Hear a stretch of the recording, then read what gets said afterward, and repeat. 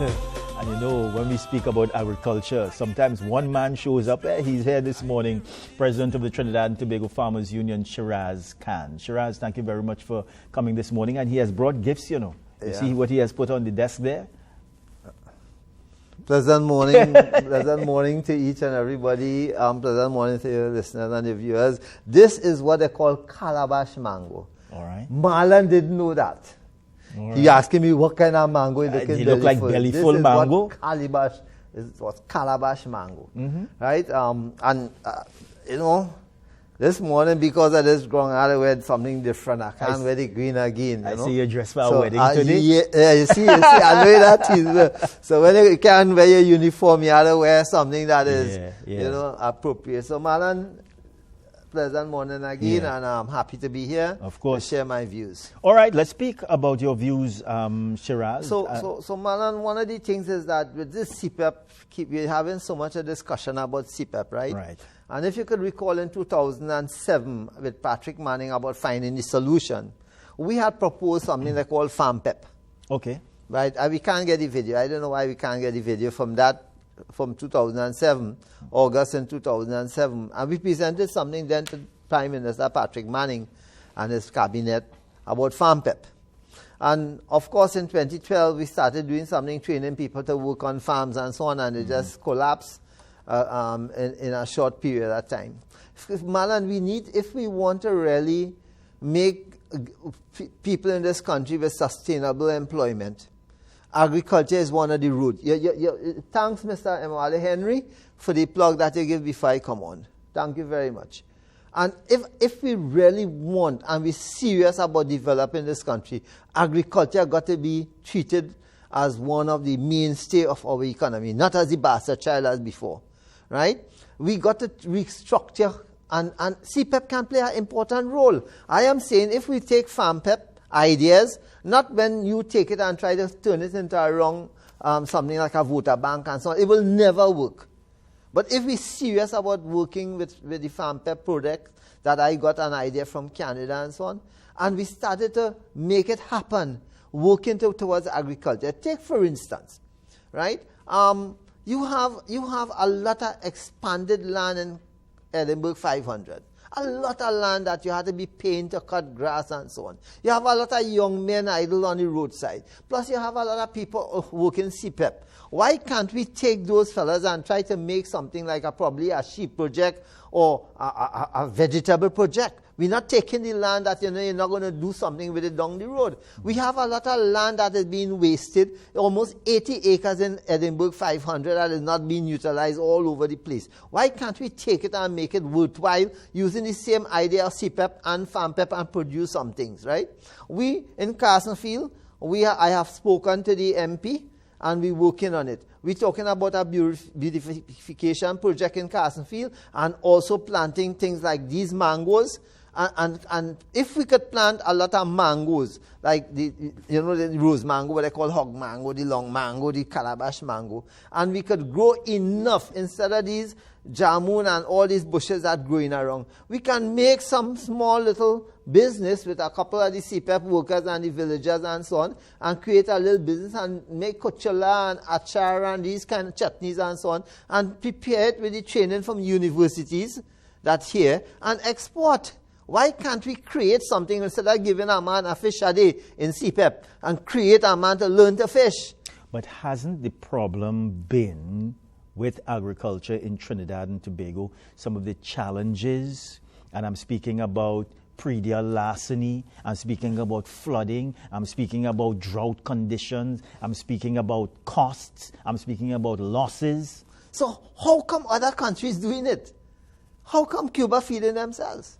How come Venezuela has so much of food? While we might be not looking at, if you look at reality, what's happening in Venezuela rather than the news coming out of the U.S. Right? Guyana. So how come these people are mitigating these conditions? We can do it. I have farmers in this country mitigating those conditions. Okay, predial larceny. So why can't we enforce a proper predial larceny squad with good monitoring? Because we can't have somebody selling mangoes who don't have a damn mango tree. Right. You understand? We can't have a man selling pine when he don't have nowhere to live.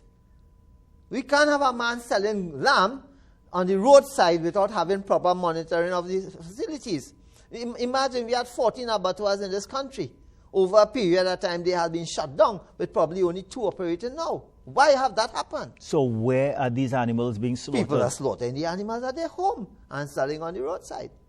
People are doing these things. It had measures before, right? So it is very simple to put things in place to assist the society to feel comfortable and doing things. Okay, take for instance, right? And if this suggestion I'm going to put to you, people will say, he's mad. He had to be real mad to make this suggestion. It's almost 50 acres of land by the airport that we paying to cut grass and all of that. People will say the animal will get away, and how human beings don't go break the fence and go inside there. We cutting grass, we paying the money to cut grass, and we can do things with those lands that we could probably put sheep, probably put garden in a way that people don't have to be there regular. We could do things with land. Now, those things could be planted in a way to beautify rather than just seeing grass cut low. We could think, if we could just think out of the box and see how we could make use of those Cepep workers rather than just cutting grass day after day, day after day. And now you have it, and if we come out of the idea of having it as a political voter bank, then we could make much more reward from it than just giving people salary. Give them a good income. Let them plan things to benefit the country. Why can't we? But there are also non-traditional options when it comes to agriculture that we can think about. Also, you don't just pull somebody and give them $100,000 because election coming. You don't just pull people and then election coming all the 9 years before you didn't want to do it. You're training people and giving them and not giving them the necessary utilities and enabling environment to go forward. We cannot operate like that. Any government continues to do that, going to take our country backward. If you're thinking about doing that to make a voter bank, well, then we're going to be talking here until what? Until we get old and gray and leave and other people come over. Mm-hmm. You understand? If we think about taking the country forward, you're having a problem where Donald Trump sent home a set of migrants, and I send you the video, where farms are just going through, falling apart, selling out animals, dying out. So when these things happen to them there, what's going to happen to us? What's going to happen to us? Can't we understand how important, as Brother Henry said, he hoped that we learned that from the Indian Prime Minister that came here and visit and see how they're moving in agriculture. Imagine they're not exporting rice and wheat and all of that. They're keeping it for themselves. And they're using it for barter. So can't we now think about how these developed countries are going forward with their food security program? That can't we take an example from that? Right? Man, and I keep talking about the different good things that we had in this country, and they just destroy it. One of the things was that meat processing plant in Arima. That just went down. A milk processing plant in Chatham. Right? One little mistake and we shut it down. Can't we understand how important these things government go, because one government do something and when the hell would we understand that this is not working in our favor? This government has been in power for just over 2 months now.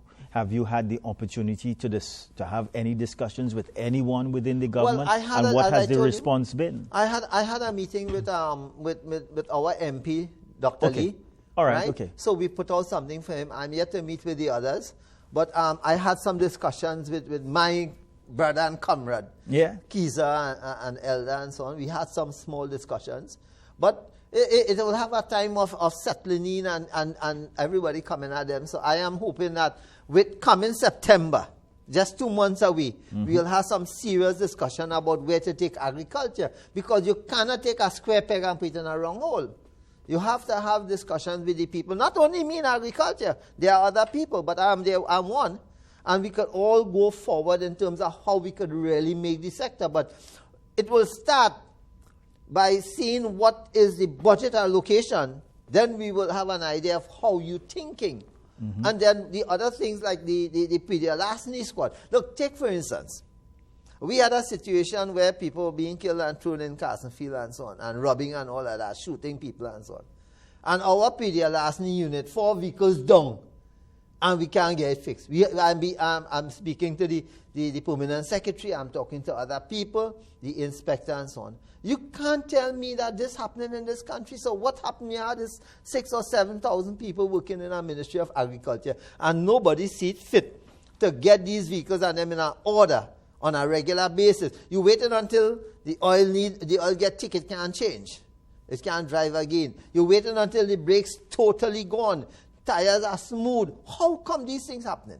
Has there been any improvement in Carlson Field as you speak about it? Because I know that in recent times you had expressed concern about criminal activity in that area. Well, not only me, the whole community. Yes. Yes, well, I say Alhamdulillah, Alhamdulillah, I mean all praise due to Allah, right?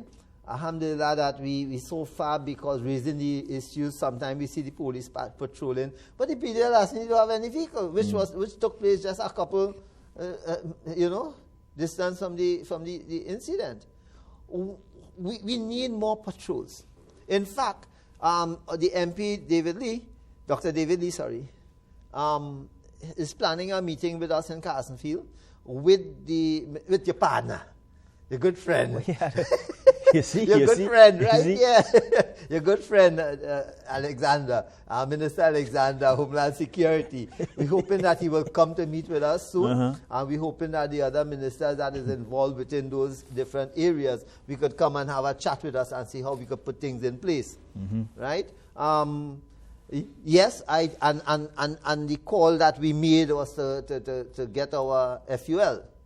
Right? We need to do that, because you will end up in a problem where if these things escalate, you will have something happening, probably it will not be nice. Right? Are you going to put this issue of land tenure on the front burner again with this administration? But that has been what we put for the last 40 years. Right. Since 40 years now, that has been an issue. And we'll continue to put that as an issue, because you had interviewed me some good years in 95, right? And it was the same thing. Yes. And it continues to be the same thing. But if you keep saying it, I'm glad you raised it, in that people will understand how serious land security is, land tenure, right? Because even though you give people, you may want to use them in a Cepep project, and you don't have something for them to go to after. It will be, because one of the things that I had proposed for the Aripo project, with that 1,190 something acres of land, was for me to cut it up into small pieces, where in a community, when you have people living close in a close-knit unit, PDL larceny and larceny is a very difficult thing. So we could work with, take for instance, if we have 40 guys, let me just say we have 40 guys working on, and we set up a project for them. You could take some to do and rotate them into security. We could take some to rotate them to do planting, and then some of them will work in the evening. We will take some of them and rotate them for and teach them how to do marketing and how they could and do processing and so on. So the thing about it is that I'm not just saying to just throw them into production, right? But some of these same people that you take the young people, throw them, train them, because if it is that, as I normally say, if you can make it attractive and sexy, they will leave it after a couple of months. Shiraz, I have 1 minute. Please, proceed. Yeah, so I am saying is that let us stop looking at using the CPEP people or even the URP people to just be a voter bank.